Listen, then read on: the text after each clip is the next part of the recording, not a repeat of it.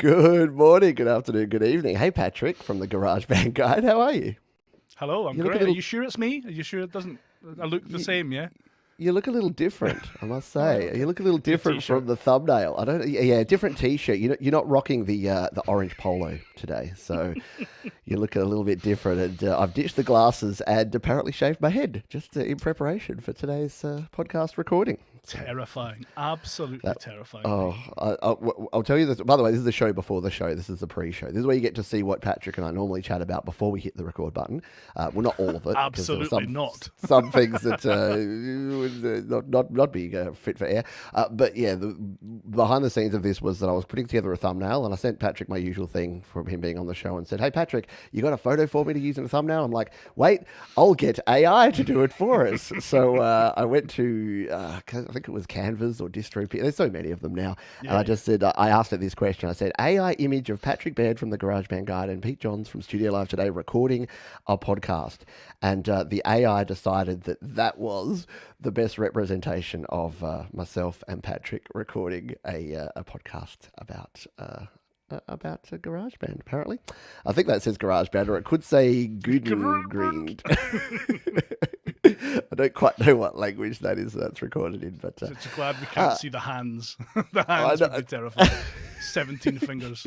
That's true. That's why it doesn't look quite as disturbing as usual, because you can't see the hands. Quite It's when- disturbing. It's not great. it's not great at all. I'm like, people won't understand it, and I'm like, that's even better if people don't understand and people are confused, because that's what we're here for. Yeah, How the fine. heck are you, mate? What's been going Yeah. down? Yeah, I'm good. I'm good, mate.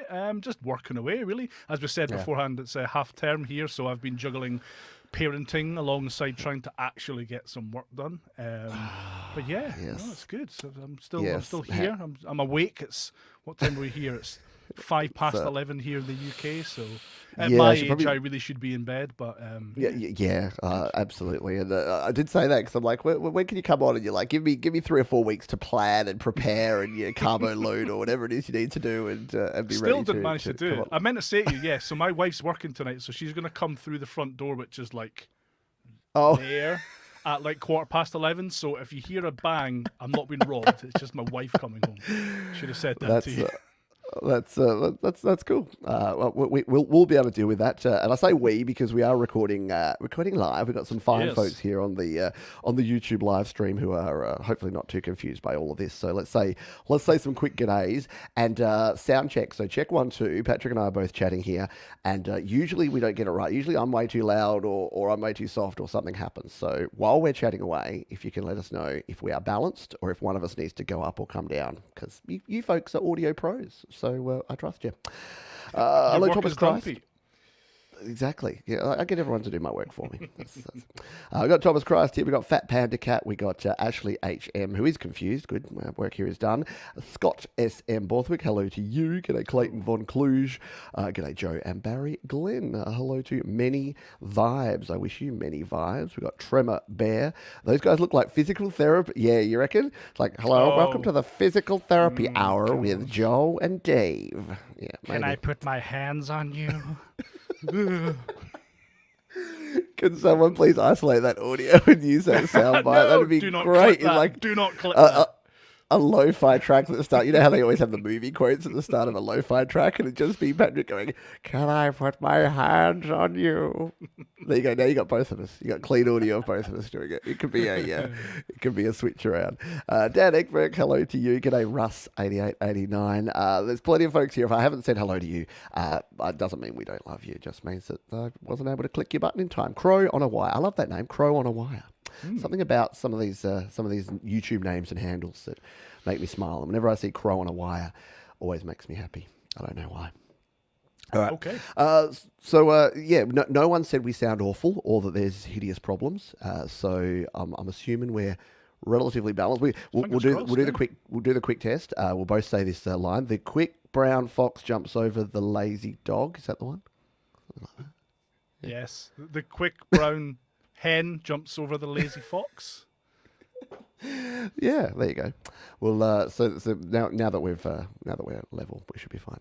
I don't know what's going on here today. I said to Patrick, I twinged my back yesterday. I'm feeling, don't get old, people. It's really bad. So I'm on a few painkillers. So if I start going off on tangents, Patrick's going to have to grab the show and. Are you on the good stuff? You on the good stuff, Pete? No, I'm only on the moderate stuff at the moment. I'm not in the bit where you have to sign your name and give your ID to the pharmacist because you're like, no, I'm not going home to grind these up and sell them on the black market. I'm just got a sore back.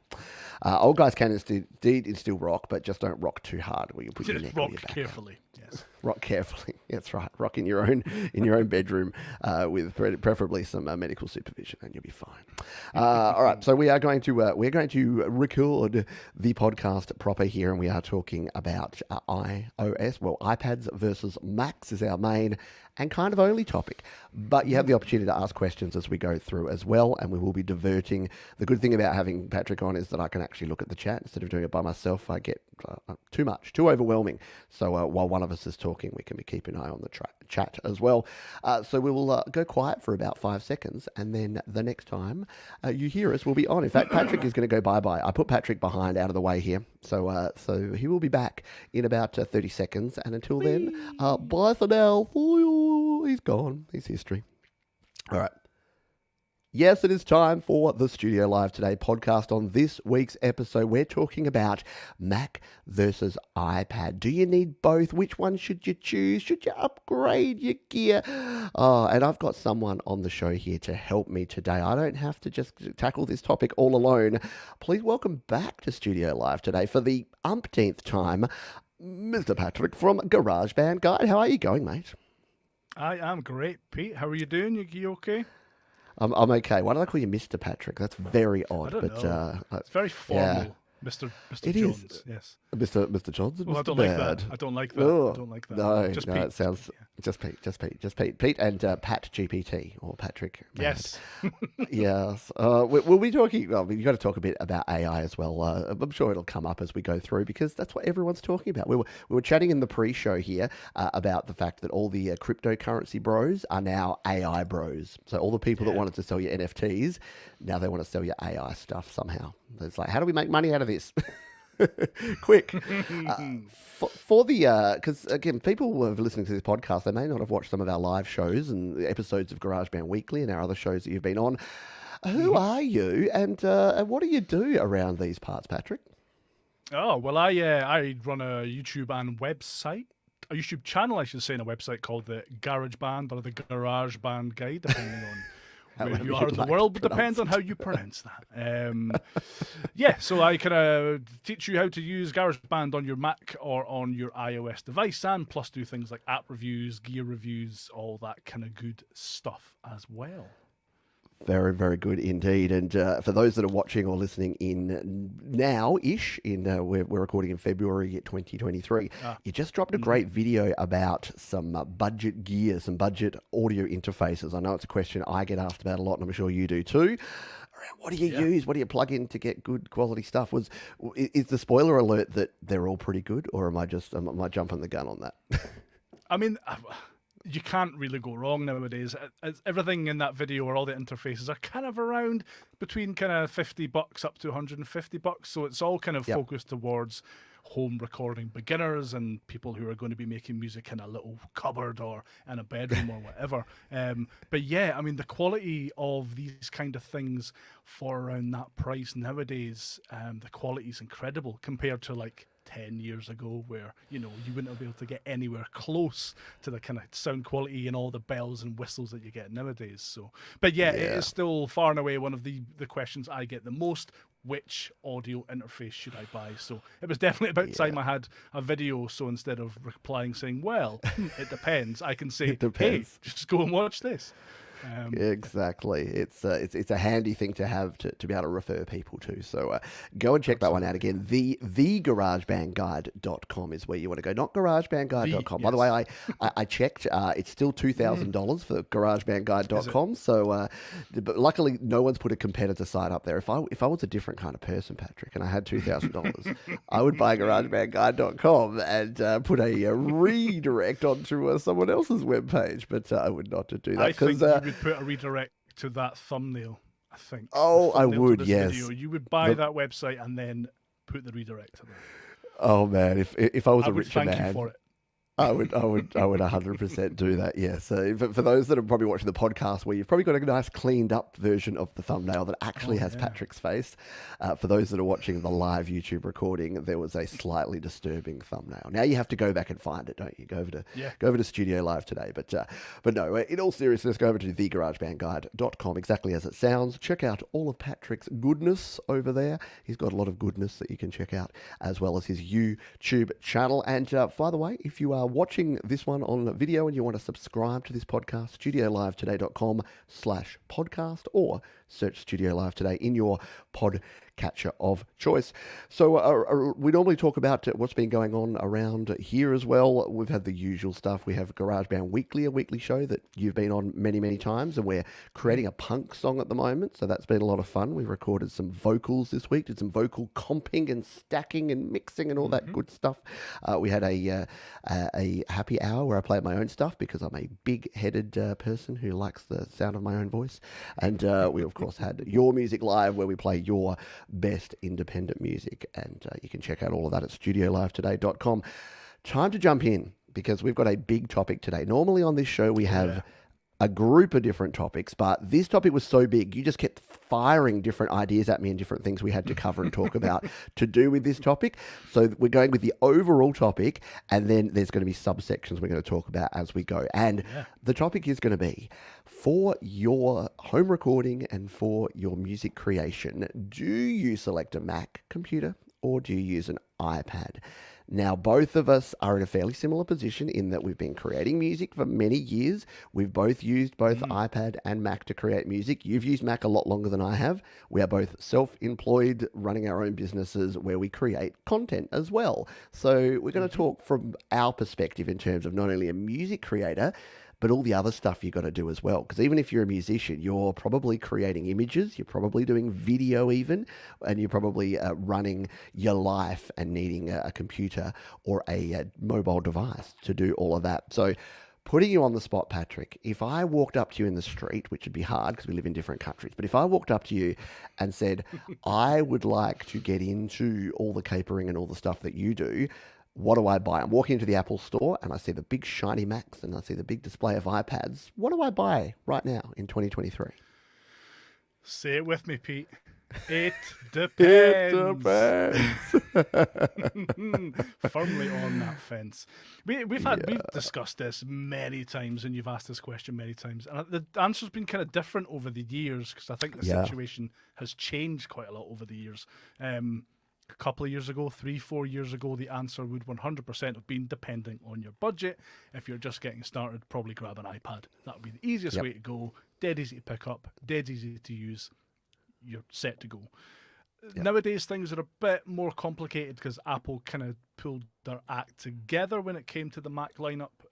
You've got very capable machines at a kind of entry-level price, so you're not kind of paying $2,000 for something that can record 10 tracks of audio. You can get an entry-level Mac Mini, for example, nowadays for $500, $600 US, and that will absolutely smash anything that you can throw at it. So, it really depends. Yeah. It really does. And I know people really hate that answer. There's all sorts of questions. I know that we're both involved in a lot of forums and the GarageBand users Facebook group, and you get questions directly and on Reddit and all the places. And it's always that. And I know that, that your favorite thing to ask when someone asks a big long diatribe question about GarageBand is Mac or iOS. And folks don't tend to provide that level of detail. And then when people are saying, should I buy a Mac or an iPad? There's so many different things, and we'll talk about some of the factors that you need to consider. But for me, a lot of it is about your level of experience and also the type of music you're creating and what you want to get out of it and how deep you want to go with things and how much you want to dive in. And you're right that the budget side of things now, I reckon about $1,000 for a good iPad and about $1,000 for a good Mac, and you're going to get about the same out of them. So I think you're right that the budget side of things used to be, oh wow, Macs are so much more expensive than iPads that you really need to commit to get a Mac. And now, as you say, I think it even came down, didn't it? The latest Mac Mini, the M2, they dropped the price, which is kind of unheard of. So you can now pick up the latest Mac Mini M2 for less than the M1, which is a bit ridiculous and very un-Apple-like in my experience. Absolutely. So, yeah. So I think if you're interesting. going to look, hardware aside, you need to look at the kind of ecosystem you're going to be working in. So, for example, if you were going to pick up an iPad, what you're going to be working with in terms of like a free DAW, if you were going to pick GarageBand or GarageBand, for example, if you then want to get third-party apps and third-party effects, the cost of those is going to be a lot less than it is on the Mac side of things. So you can kind of get into some pretty serious, deep music creation on an iPad, and it's going to cost you a fraction of what that might cost on Mac. Having said that, on the Mac side of things, you've got a whole lot more I don't want to say better quality, but deep and usable plugins, instruments, and effects that are free than what you get on the iPad side of things. So although you maybe have a little bit of a larger outlay initially for Mac hardware, you've got more options when it comes to kind of money-saving plugins and effects a bit later down the line. So there's not an easy answer to this, really, which is unfortunate because there used to be, and there's not anymore, I don't think. It is strange, and again the different model. And we'll get into the weeds. We'll talk about some models and get a bit more deep on this stuff. But yeah, the fact that there are so many different. Oh, we're already well in the weeds. We're going to go in more weeds. We're going to go down to the roots of the weeds and try and dig them up from there. Yeah, right. But so cost is different, and that's a really good point about cost. A lot of people think about the immediate cost, but not the long-term cost, and that's another thing that you do really need to think about. That if you wanted to go out and buy all the fancy plugins in the world, as we know that the mobile versions of these plugins on iPad, well, maybe you didn't know, but if you didn't, mobile versions of plugins, at least now in 2023, and it's kind of changing a bit. They're coming closer together, but they're anywhere from 10% to 30% of the cost of the full desktop version. So a plugin that might cost you £50 on desktop is probably only going to cost you $9.99 on the App Store, or even $4.99 on the App Store. So you can pick up a lot of those extra plugins. But to your point, another great point is that the free plugins are pretty good on iOS, but there are a heap. I know you did a video a while ago about all the free Mac plugins, and there's a heap of really good ones on there as well. Yeah. Absolutely. You just got a bit more choice on desktop when it comes to the kind of free, especially when it comes to instruments.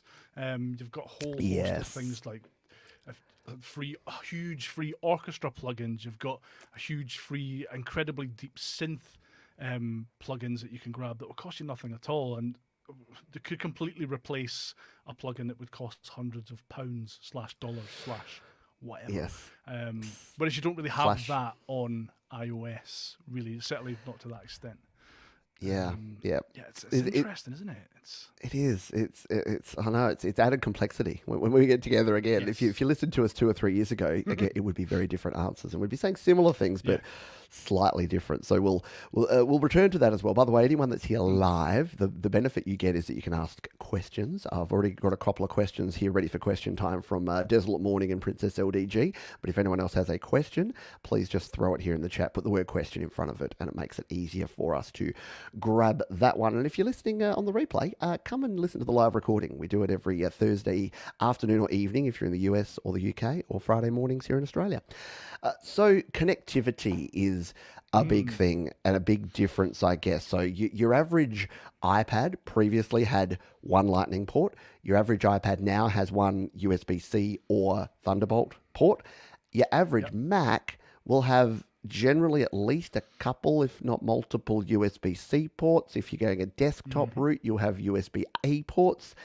So connectivity-wise, if someone wants to hook up a bunch of stuff, talking MIDI keyboards, audio interfaces, all the gear, is a Mac easier and better? Or is that sort of gap narrowing as well?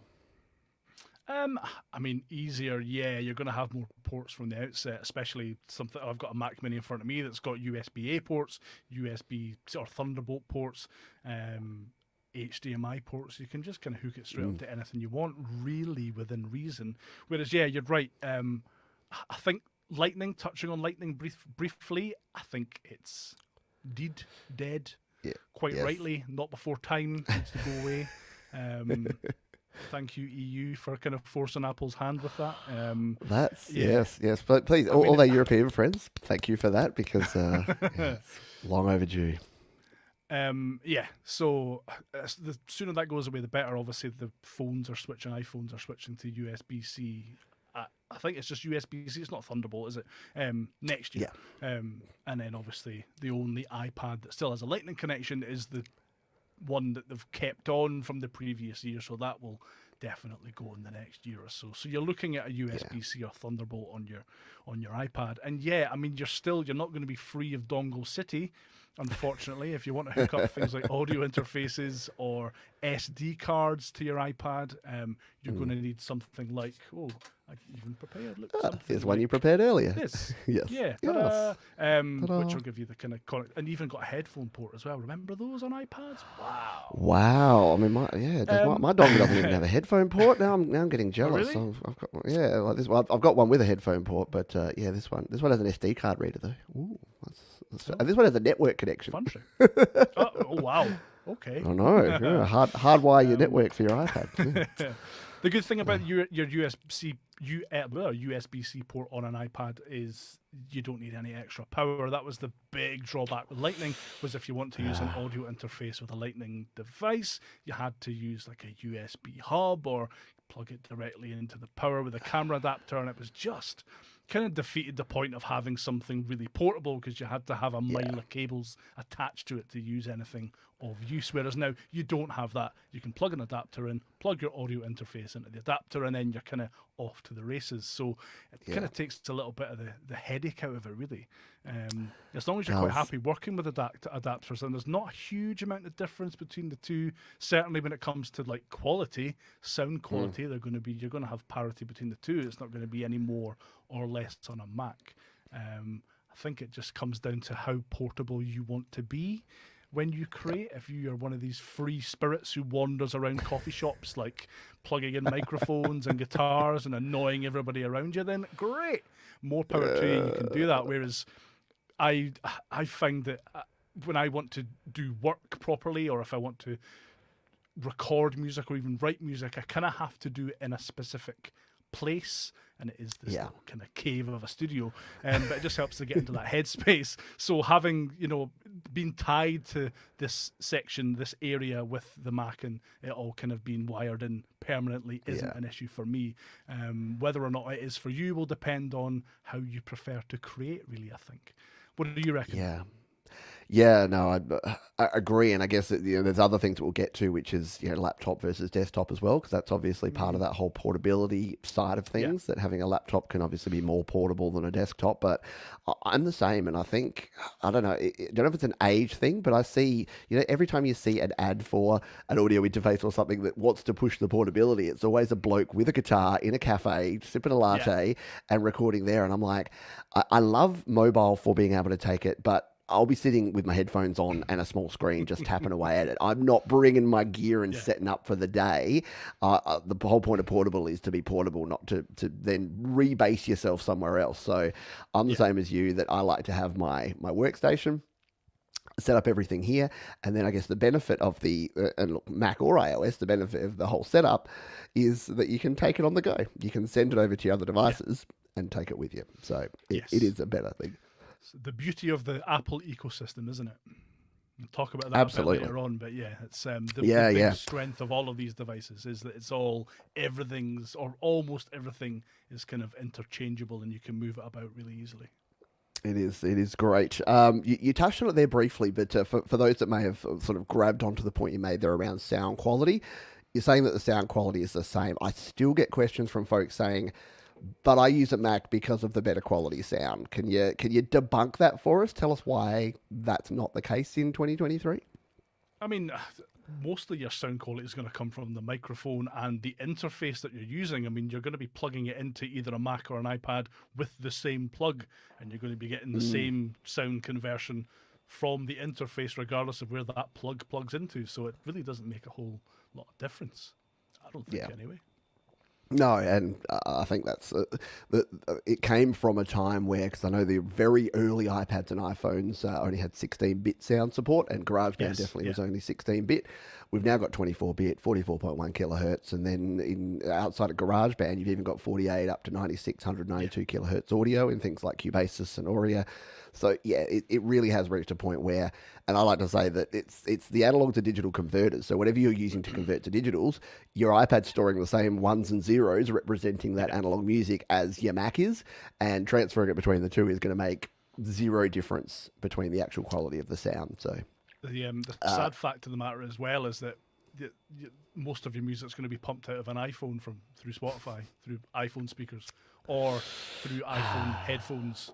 Like, oh yes, it really doesn't matter that much. I know. It's weird. I get people arguing because I always say, look, 24-bit, 44.1 kilohertz is all you need, and then you get the actually folks that come in and say, well, actually, 96 kilohertz will make it even more pristine. And I'm like, for all those people that are listening on actual hi-fi gear, which is what 1% of the people that might be listening to your music. So yeah, it's a slippery slope. But yeah, definitely the sound quality I think is similar to the cost. It's leveled out. The playing field is definitely leveled between cost. As the cost is leveled, the sound quality is also leveled as well. Yes.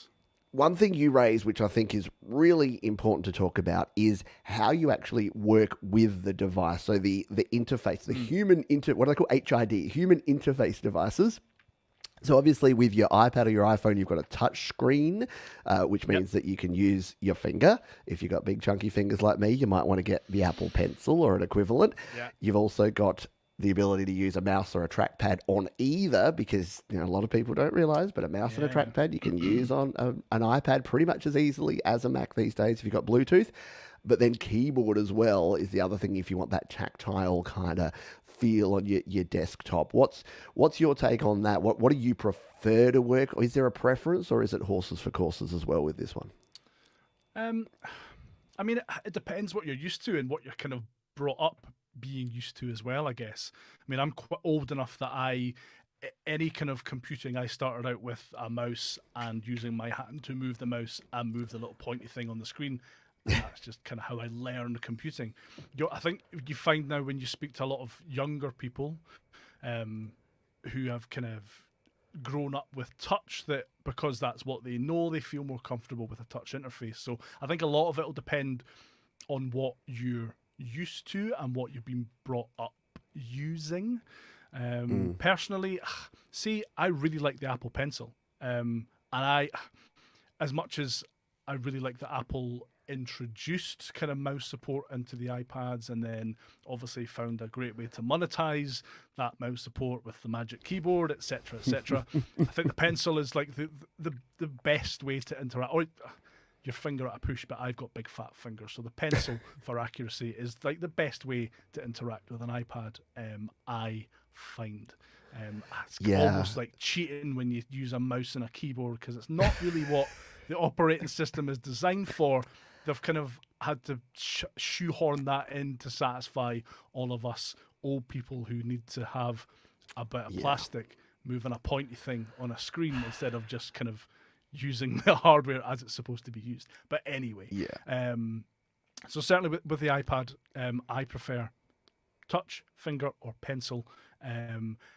Muscle memory and what I'm used to. So when it comes to creating and stuff, I would probably go to my Mac first of all, because it's just what I'm comfortable with. I can do either, but I'm probably, if I have the choice and it's not a case where I have to go somewhere and I have to be portable, I would probably sit here and work on a Mac if I was able to, by default, if that makes sense. There you go. So and this is the thing, we're scratching the surface because we didn't even really know the answers to what we were going to think about as we go through. But yeah, I'm the same now. That it used to be a PC and now it's a Mac, and just again sitting here right where I am right now with a keyboard and a mouse in front of me, staring at a screen, knowing I've got another screen over here too, because when I do live streams, I have a screen I can show things on. That's my comfort zone. And then it's different for other sorts of creating. Zone. Nail on the head there, Pete. That's what all that waffle was trying to work towards. Comfort zone. Absolutely. See, I did for you what you normally do for me. I normally say Yeah. about 12 sentences, and then you just say one statement that sums it up perfectly. So there you go. We're helping each other out here as well.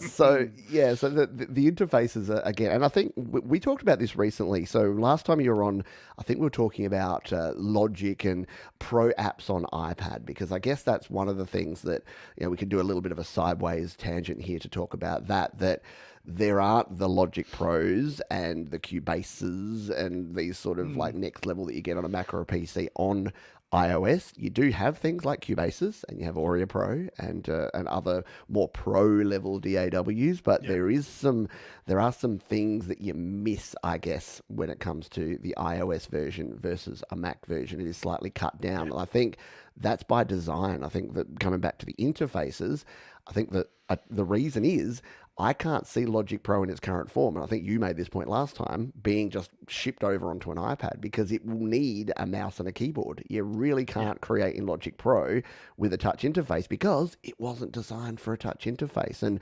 as similar as GarageBand Mac and iOS are, the differences come within the interface. That one's got the touch screen, so if you want to be able to whack your screen and play your drums or your keyboards by tapping on a screen, you can use that. And sure, you can use your typing keyboard to play the same thing on a Mac, but you don't get that touch sensitivity. You don't get that same tactile feel as a touch screen. And then for your controls, some people like the feeling of grabbing a slider with their finger and sliding it up and down, or twiddling a knob, and other people don't mind the mouse or the keyboard and would rather have the workflow of being able to just press a button, knowing that that's going to do a thing, rather than having to reach out and, you know, use the gorilla arms that people say, where you have your fingers up like this all the time. So yeah, I guess the benefit. Do you ever tap your computer screen just randomly, just if you went from iPad to Mac or PC? Do you ever sit and tap at your screen like an idiot? Like I do that. I'm getting better.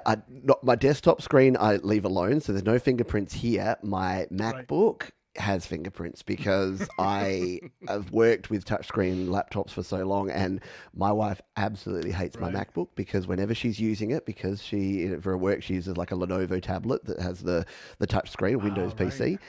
She just goes there and she's like, I'll just show you this. And she's like, I hate your computer. Why will it not scroll? which is another good point, again, that you simply can't get a touchscreen on a Mac. So if touchscreen is where you came from, and look, for my kids don't want Macs, and this is a real problem. My kids, when I say, "What, do you want a laptop, and what would you get?"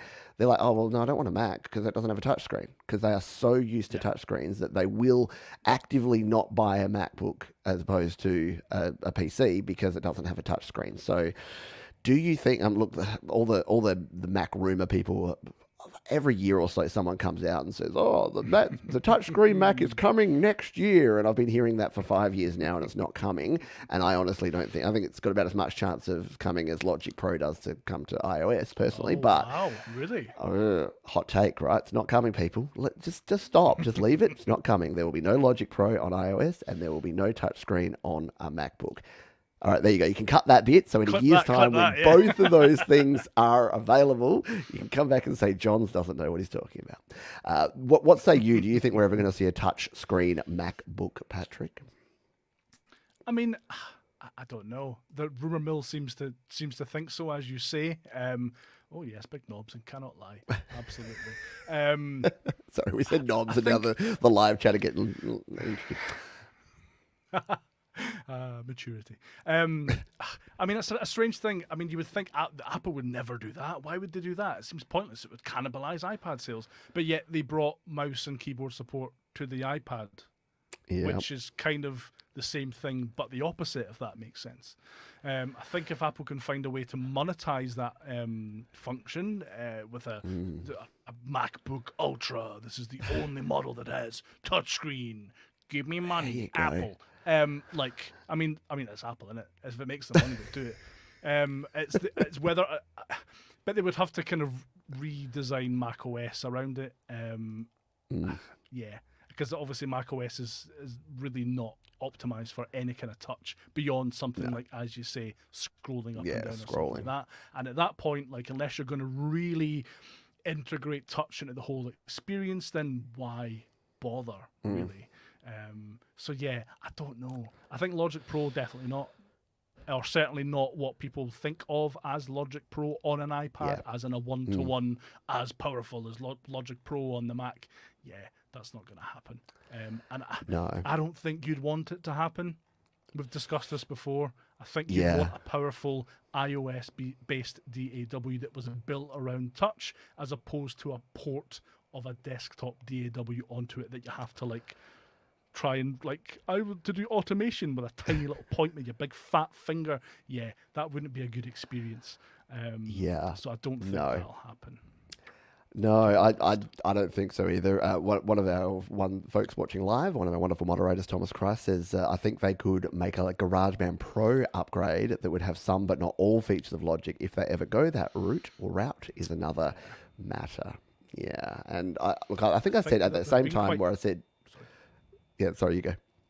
No, I was going to say they've been quite hesitant to add even basic features to GarageBand that we've been asking, that the community have been asking for years. So I don't know if they add anything. Until we get a master fader in GarageBand iOS, I don't think we're getting any other pro features. So give me panning automation or something. Jeez, right. Just not. Anyway, give me the option to not auto normalize. Oh, that's right. Exactly. Next time it'll be that. Oi. All right, we'll move on. We've got another couple of topics to talk about, but let's pause for a question chime, shall we? Because we've got a few questions from the folks who are here live, and I haven't even read these. I've just tagged them. So, folks watching live, if you've got any other questions, throw them in now, and we will throw them up here on the screen. Question from Desolate Morning: do you get better quality recording on a Mac? I mean, we touched on this a bit before around the audio quality. Is there any other advantages, I guess, is the question here, around the quality of what you can do on a Mac versus iOS that come to mind, Patrick? Recordings, no. Post-production, possibly. You might have more options on a Mac than you might have on an iPad in terms of fancy plugins like Isotope do and things like that. So in terms of post-production, you probably have more options on Mac and more things to spend a lot of money on. But in terms of recording quality, no. No, agreed. And I guess the only other thing that I would say around that comes to mind is if you want a really fancy audio interface, like one with 8 or 12 or 16 inputs that uses Thunderbolt, that may not work with iOS, because if it needs any drivers, it won't work in iOS. It can only work with a Mac or a PC if it has custom drivers. So, yeah, if you're using like the really expensive stuff that neither I nor Patrick probably even own, then you want to plug it in, you may need a Mac. But outside of that, for your average punter that's plugging in their Steinberg or their Focusrite Scarlett into their iPad or their Mac, you're getting the same stuff, same ones and zeros. Is my view on that. What do you think of the Mac Mini M2? Says Princess LDG. I got that 2 days ago. Well, welcome, congratulations. I think it's a good unit. What say you, Patrick, of the Mac Mini M2? Brilliant. M1 price to performance was incredible, and the M2 is cheaper. So yeah, no brainer. Amazing. Congratulations. Yes. If you've got an M1 Mac Mini, though, you probably don't need the upgrade. Just quietly. We'll talk about that in a moment, because we're both Mac Mini M1 owners. I haven't upgraded, and I'm pretty sure, unless I'm mistaken, you haven't bothered upgrading at this point either, Patrick. No. And we'll talk more in detail about that. Question from Smokey 27. I downgraded you by 10.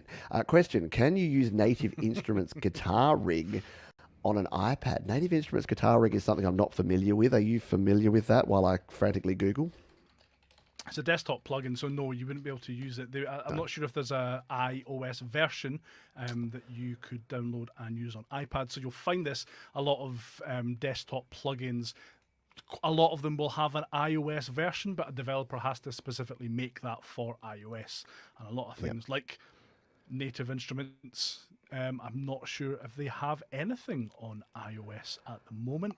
Please don't prove me wrong. Don't believe so. That's desktop, yeah, that's definitely desktop. So you find a lot of desktop developers haven't made the leap to iOS and possibly won't. We talked a little bit about the price differences on iOS. So something like this, which costs, how much does that cost? I think it's starting at $99 US. $99. So I'm sure there's a pro version. If they were going to release that on the, if they're going to release that on the iOS platform, they probably couldn't get away with charging more than maybe what $30-40, and for a lot of companies, it's just not worth going through the process of porting if they're not going to make a good return on that investment. So yeah, I wouldn't hold your breath. There's lots of other alternatives on iOS that you might want to look into. Really good ones like Tone Bridge. You've got other ones like Cleveland Stark. What other ones off the top of my head? What other ones? I mean, the old Arcade Multimedia. What was the one they had back in the day? Amplitude. That still rocks pretty hard. Tone X now, isn't it? Yeah, it's Tone X. Yeah. Yep. So yeah, there are a heap. So you don't need that. But yeah, you're right. That I guess the point we're making is that if you really want the latest Waves or Isotope or Native Instruments stuff, you're going to be going for desktop because not all of that really high end stuff has been ported over to iOS. Some are starting to do it. So who are the cool people that did the I Heart New York? They're a really good mob. Baby Audio, Baby has started really doing it. Loads of developers this year. It's like the floodgates have opened. There's lots and lots. Unfiltered Audio released lots of stuff. Audio Thing are steadily releasing lots and lots of their desktop plugins on iOS. So this year you're going to see a lot of desktop companies releasing stuff on iOS, which is good. It's good. Yes, love it. Question from Dan Eckerberg, who says, what would you pick up, base model M2 Mac Mini or an M1 with 16 gig of RAM? Yeah, so if price is of the importance, would you go the base model and up the RAM to 16, or would you go the M2 with only the 8 gigabytes of RAM, Patrick? I think probably M1 with 16, I would say.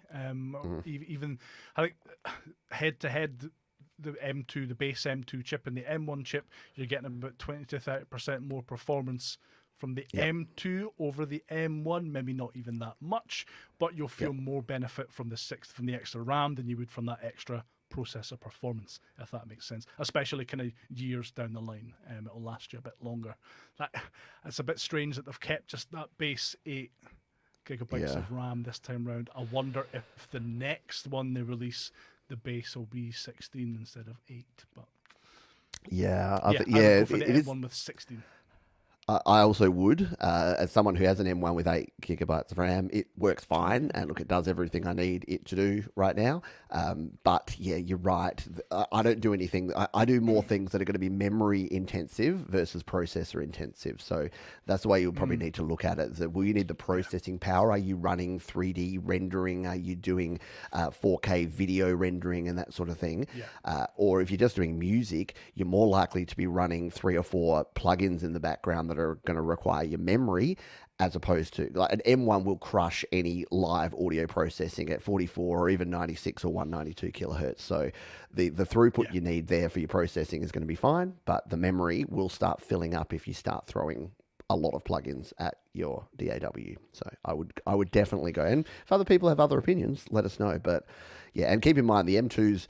So if you've got the M1 Pro or Ultra, the difference is even less. Like it's not as simple as saying 2 is better than 1, because 2 is better than 1, but not better than 1 Pro, 1 Ultra, or 1 Max. And then there's going to be M2 Pro and Max and Ultra. So again, Apple make things more difficult than perhaps they need to. Joe and Barry Glenn, they say files or tracks constantly shift, disappear, etc. in GarageBand. Would this be less of a problem with Mac? Now, as someone who's used GarageBand Mac and iOS, do you find that problem with things shifting around, and B, is it easier on a Mac? Can't say I have, really. It depends where you're getting the files from. Is this stuff that you've recorded into the app, or are these files that you're bringing in from somewhere else? I've had issues like that on Mac where I've brought in files from an external hard drive into GarageBand and then like detach the hard drive so that when I open the project again, GarageBand has nowhere to pull the file from, if that makes sense. That's the only time I've ever seen that before. So what more info needed? And I think Joe and Barry. Knowing questions I've had from Joe and Barry in the past, it might be to do with so there is that problem, and I guess that's just sometimes it's an iCloud problem as well, that sometimes things are offloaded and reloaded and all those sort of things, which can be a challenge. So I guess making sure you've got enough iCloud space and enough storage space, and I guess that's the thing. The iPad, we didn't really talk about it, but related to what we were talking before, the actual amount of storage. That used to be a differentiator when your iPads had a lot less. Now these days, I mean, my iPad has more storage than my Mac, which is weird. I've got a 512 gigabyte iPad and a 256 gigabyte Mac, so it's not really a problem with that anymore. I guess the other thing is around the touch screen. As we talked about before, if you've got the chunky fingers like we do, sometimes you can try to move a thing and it doesn't quite snap to the grid that you thought it was snapping to. So that potentially is a little easier with a mouse with the precision, but maybe an Apple Pencil's in your future, Joe and Barry. So maybe, as Patrick said, if you want that precision but you enjoy the touchscreen, maybe instead of shelling out $1,000 for a new Mac, you should shell out the 100 for an Apple Pencil and play with that.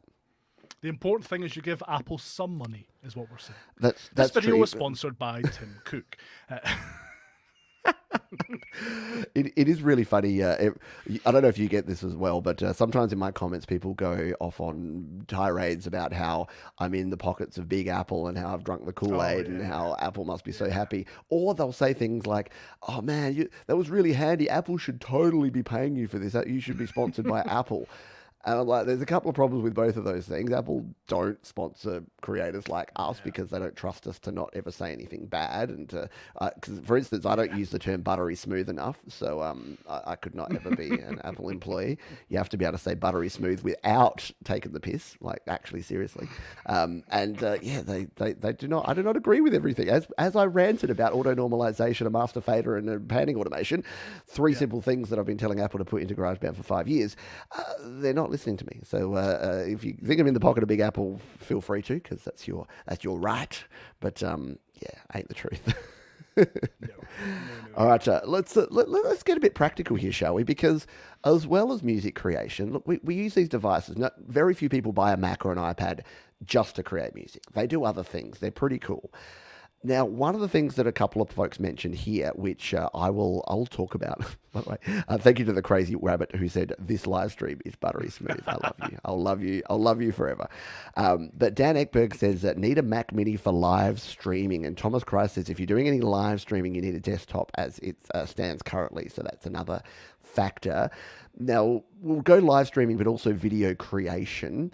I use a combination, so I shoot some video on my iPhone, and I actually do my video editing on my iPhone and my iPad. I believe, at least in the past, Patrick, and correct me if I'm wrong, you do a lot of your actual editing and production work on your Mac. Is that still currently the case? All of it, yeah. I've used LumaFusion, played with it. I have never edited something that I have released video-wise in LumaFusion. It's always been on my Mac. You famously, you still edit on your iPhone? You used to do it on the bus when you had a job, right? You'd sit and edit days worth of videos on the bus on the way to work. That's amazing. I still, even though I could not do that, I still do. It's very difficult when it's. Sorry, I was just saying when it's 40 degrees out and the sun's shining and my phone's shutting down, it makes it a little bit trickier. But usually I use rub my it phone. in. You're talking about the weather before the show as well, Pete. 40 degrees. Jeez, That's actually Scottish. I would spontaneously combust in anything over 35. I think so. You'll walk out and yes, yeah, it's gone. What were we saying? Yeah, creation. Again, it's comfort zone. I think for me anyway. I've been using the same editing software. ScreenFlow is what I use because for recording your screen, surprisingly enough, but also has an inbuilt editing suite and stuff. So I've been using that for years, and it's just what I'm comfortable with. It works for me. I can bring any footage that I record on my iPad, if it's screen recording or audio, onto my Mac. It's really dead easy. You can just airdrop it right across, as we talked about that lovely Apple ecosystem before, and it's just dead easy, really.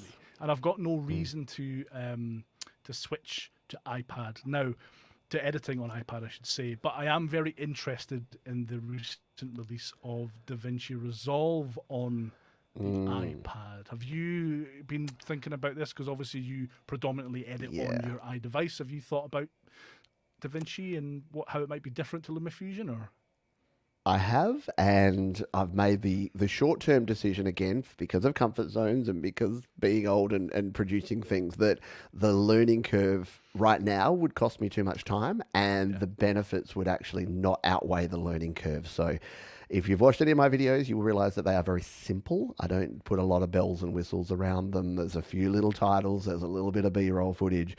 Occasionally I'll need to sync up some audio and video, and LumaFusion does all that and makes it buttery smooth. So I don't really have to think about it in terms of, well, what if I wanted to do this? So I understand if people are doing a heap of green screen work, or if you're doing lots of multi-effects on your video and things like that, yeah, I think DaVinci Resolve could be great. The other problem is I'd need to upgrade my iPad, because I'm still running the ancient, nearly 3-year-old 2020 iPad Pro. So I'm not in the M world, and from what I've heard, DaVinci Resolve, I think originally it was going to not run at all on anything, and now I think it does actually run. Someone can correct me on this, on the iPad Pro 2020, but not as well, because it's one of the few apps that actually utilizes a lot of that additional power that you get, and the additional RAM in particular. So instead of the 3 or 4 gigs that you have, if you've got the 8 gigs or the 16 gigs on your iPad Pro M1 or M2, it will actually utilize a bit of that. So yeah, I haven't done that. I have dabbled, and I've tried sort of going back to the Mac way, and I downloaded Final Cut, and I got so scared and intimidated that I cried for a while and then closed it down and never opened it again. So I'm not going down the Final Cut route, and there's no point using iMovie on Mac, because LumaFusion does everything. Plus, LumaFusion is actually cross-platform, and one of the few iOS apps that will run on your Mac too. So I can occasionally open up a project on Mac if I want to. If I do want the desktop, the big screen, to be able to see things, I can just throw it over onto my desktop. So it's it's pretty good. But I must admit, for my day-to-day stuff, weirdly, we'll segment onto this, because we do need to finish up in a few minutes, and I want to get your thoughts on the future, because we're going to get our crystal balls out.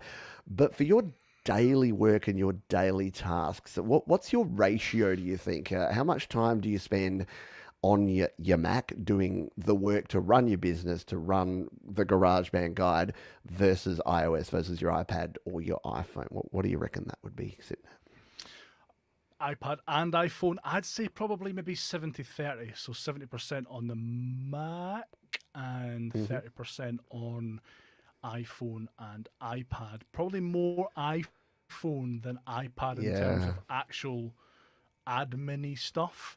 So like emails, sending and answering emails, do it on the phone. Checking analytics, the performance of videos, do it on the iPhone. Scripting, I generally would script. When I do script, it would be in Notes. It's not a particularly high-tech way of doing things. The good thing about it is that I can start a script in Notes on my phone, and then pick up my iPad and continue it, and then immediately turn my Mac on and continue it in the Notes app there. So that's why I like that. But yeah, everything else in terms of kind of what else would I use my phone for? So if I'm going to be filming in my attic, if I'm doing top-down shots for like a product review or something like that, I'll just use my iPhone, because I've got an iPhone XS Max, so it's not a new iPhone, but it still records in 4K, and it still looks pretty good when you're getting kind of a well-lit video from above. So I'll use my phone to video record some stuff. Apart from that, everything else, the editing, everything, creation, everything else, the more admin stuff, again, because I've got a keyboard and I'm old and that's what I'm used to, I'll do on the Mac. So yeah, probably 70% Mac, 30% iOS. What about you? Yeah, well, it's interesting that so I used to be, when I was a PC user, I was using my iPad a lot more. And now that I'm a Mac user, I'm using the Mac a lot more. So I used to use maybe 30% PC, 30% iPad, and 40% iPhone, just because that's where I used to edit the end results on. And as soon as I switched over to a Mac, I do so much more on the Mac because of the crossover between the file systems. So it used to be that if I wanted to keep working on something from my iPhone, it was easier to pick up the iPad with the Magic Keyboard and do it there than it was on the Mac. Now it's ubiquitous. It can be on either. So if I start something on my iPhone while I'm out and about, like you said, all of my notes and everything are synced across, and I can get home and sit down here in the studio, and in a couple of seconds, it'll sync all that stuff up, and I'll be ready to continue working in comfort with a couple of big screens and with my studio studio, and then I can just start shooting some footage or jump in and start a live stream. So I can, for instance, this very show, I was on my iPhone yesterday while I was not in the house, and I was making notes about this show and putting them into, I use OneNote because I used to be a Microsoft guy, but I still use OneNote, but it just syncs up. And then I sit down here and I go, hey, Patrick, and then I open up OneNote and all my notes are sitting right there. So it does make it a lot easier being in that ecosystem. And like I say, it's designed that way. So yes, Apple have grabbed me by the, let's just say, bits, and that they've said, hey, we would like you to now buy all your things from us. So I have, and people will be critical of that, and that's fine, but it gets my work done in a much more timely manner, and it's a lot more efficient and convenient for me than what I used to do. So I guess I say all that to say Mac and iPhone, ironically, the iPad is the one that gets left out for me lately, which is weird. I hadn't really thought about that till I just said it right now. Would you create music more on the iPad than anything else? Exactly, spot on. So I still use my iPad, and GarageBand on my iPad is still my primary music creation device, yet I don't do much else on there anymore. And at one point I tried to, and the problem is, as you said before, you alluded to it before, if you're trying to do the sort of stuff you want to do on a desktop on an iPad, it's kind of tacked on. So mouse and keyboard support is there, but all your apps are touch optimized. So you can use it, but it's not quite right for that purpose. Whereas everything you set up on your desktop is for a desktop. And then when you've got a mouse and keyboard, you can do it there. So I think that's the case. Whereas music, it's easy because I've always used the iPad. Before I had a Mac, I used the iPad. So it's like feeling like an intervention now, where I'm just like, I'm having a therapist session where I'm talking through my problems, and I'm like, so why are you an Apple addict, Johns? And I'm like, I've just discovered the reason, the secret. All right. We did want to finish up, so because we're at the end of the show here. We've talked a lot about, I was going to say the summary of the pros and cons. I think we've talked about so many different pros and cons, and the answer at the end of the day is going to be what you opened with it depends. Yeah. But I'd love to get your views on the future of, so 5 years time or even 10 years time, go out to wherever you want to be. What does your workflow look like? How much does it involve an iPad and an iPhone and a Mac? Is there another device you think? Are you going to be driving around in your Apple car using your Apple AR headset to do all your work? Or are you just going to be asking ChatGPT to run your channel and walking away? Where are we going to be? Where are we going, Patrick? How do you know I'm not already? Oh, your name here is Pat really GPT. I've tried, and it just doesn't like me. It doesn't want to do things for me. I have to keep doing it myself. God, the future's rubbish. Yeah, I mean, it's interesting, isn't it? I mean, it would be lovely to see some kind of conjunction of Mac OS and iPad OS that everybody's looking for, and it'll be the same operating system on an iPad as will be in a Mac, because of course the Macs will all be touchscreen now, Pete. So it'll all work seamlessly together. I mean, it's a lovely thought, but I think you're forgetting the fact that Apple loves money. And Apple doesn't want you, I say this all the time, Apple doesn't want you to buy just a Mac or just an iPad. Yeah. There will never be one perfect solution to what we're talking about on one of these platforms, because Apple want you to buy a Mac and an iPad and an iPhone and a watch. I've got all of them. I'm an idiot. But that's what that's why Apple's the biggest company in the world. I mean, they make this ecosystem completely seamless and almost perfect. And yeah, you're never going to be able to get a perfect solution in one bit of hardware. It's just not going to happen, I don't think. So I think you'll probably see a continuation. I would hope that there's been a huge amount of backlash about the limitations of iPad OS, not just with music making, but just with limitations of it in general. So you would love to see them really work on that and make it something that is definitely a lot more useful for a lot more applications. You might see more integration between the two different platforms. My worry is that 2020, the Mac lineup was perfect. You had a Mac Mini with an M1 chip, you had a MacBook Air with an M1 chip, and you had a MacBook Pro with an M1 chip, and you bought the M1, and that was it. And then now you've got M2 Pro, but the M2 Pro Mini is the same or almost the same as the M1 Mac Studio. But then there's a Mac Ultra coming out, an M1 Ultra is not as good as, and it's just all confusing again. And the iPad lineup's gone all confusing again as well. So my worry is that it's just going to get more messy, and it's going to be harder to recommend things to people, because that is what we get asked all the time. So, I mean, I would love to think that the future is going to be a lovely utopia where we can all run the same operating system across all different platforms. My worry is that it's just going to be a bit messier, even more than it is now. But hopefully things will be slightly better on the software front, even if the hardware selection is a bit of a mess. Sorry, that was really quite depressing, wasn't it? No, on that happy note, what a way to finish. But you know, you want to hear the good news is that Patrick and I are not going to be out of a job anytime soon, because simply the act of explaining to people what the heck all the different models are and what the difference is going to keep you and me in a job for many years to come. So hopefully, what would you out predict of for the future, Pete? What would you think is coming? Armageddon. I don't know. I honestly think that, I don't see an end to the confusion in terms of all the different models, unfortunately, because we still haven't got the Mac Pro back yet. So there's still another piece of the puzzle to be put back in there, apparently.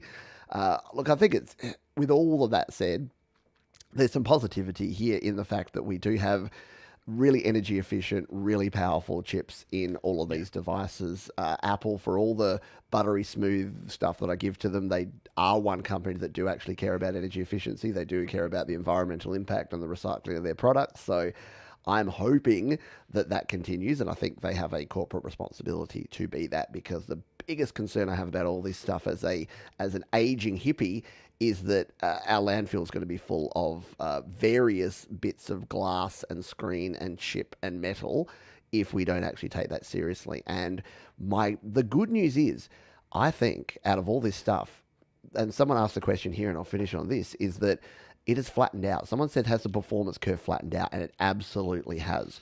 The reason I haven't updated my 2020 iPad is that it does everything I need to, and probably will do for another 5 years.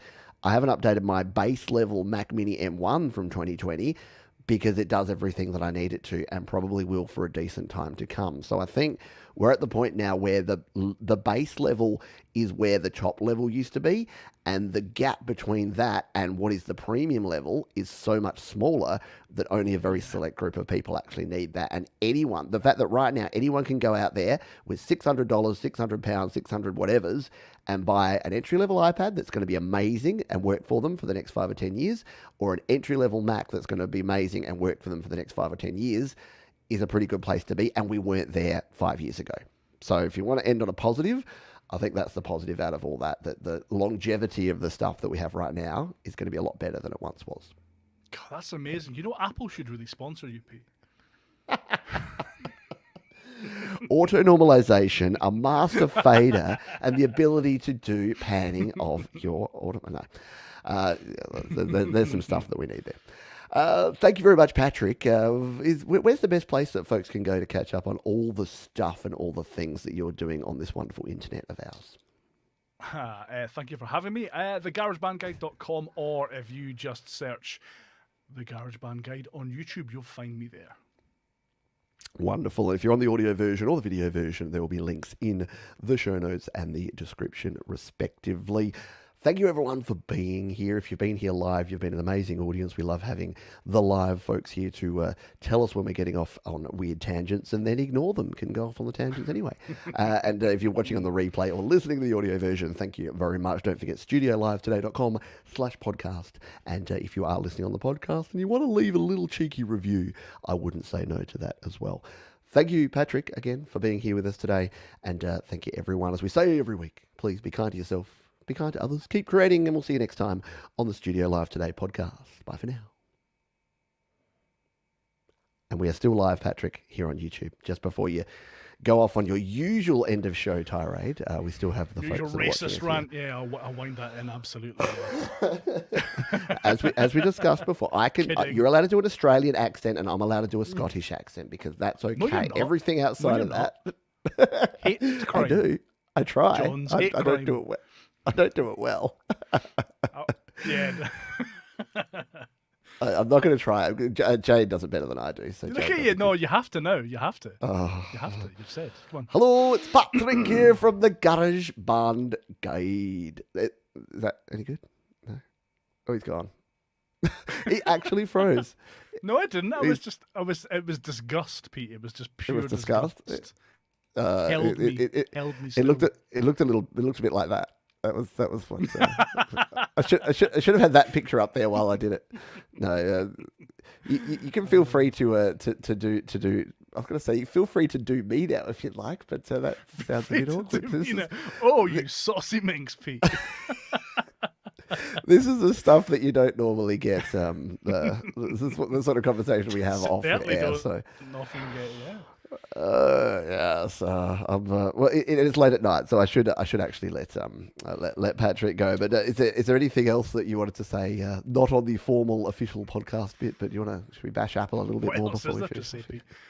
No, just thanks for having me. It was great fun as always. Yeah, maybe not so late next time. I won't ramble so much rubbish, but it was perfect. Yeah, no, thank you for having me. And thanks everybody for joining in the chat.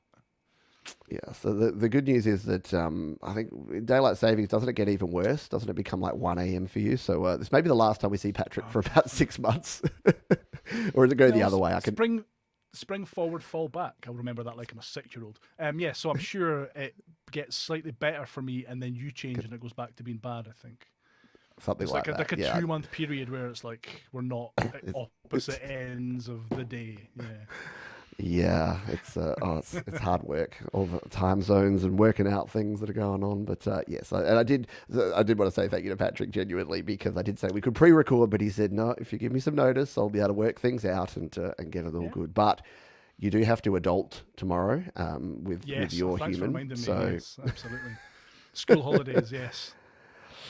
Activities. Yeah, so, anybody got any ideas for activities? Quickly, 2 seconds. Activities for a 6-year-old. There you go. Activities for a 6-year-old.